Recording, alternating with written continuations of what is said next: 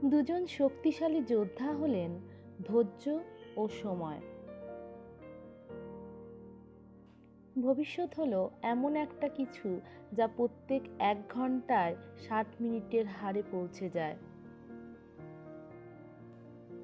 যদি আপনি আপনার গতকালের কথা এখনো ভাবতে থাকেন, তাহলে আপনার আগামীকালও ভালো হবে না। সময় হলো তা যা আমাদের সব থেকে বেশি প্রয়োজন, কিন্তু তা আমরা সব থেকে বেশি অপচয় করি। সময় হলো খুব মূল্যবান, তাই নিশ্চিত করে নিন যে আপনি সেটা সঠিক লোকের সাথে ব্যয় করছেন কিনা।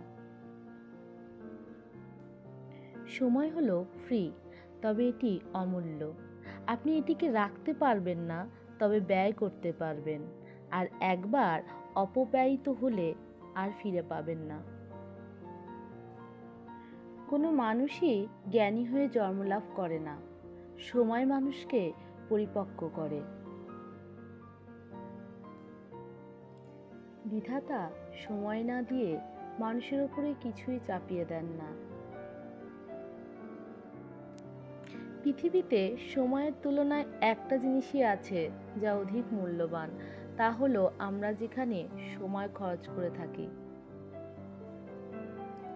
হারিয়ে যাওয়া সময়কে আপনি সংগঠিত করতে পারবেন না, আপনি কেবল ভবিষ্যতে আরো ভালো কিছু করতে পারবেন। আপনি যদি জীবনকে ভালোবাসেন, তাহলে সময় নষ্ট করবেন না, কারণ সময় দিয়েই জীবন তৈরি হয়। যে ব্যক্তি 1 ঘন্টাও সময় নষ্ট করার সাহস করে, সে জীবনের মূল্য আবিষ্কার করতে পারেনি।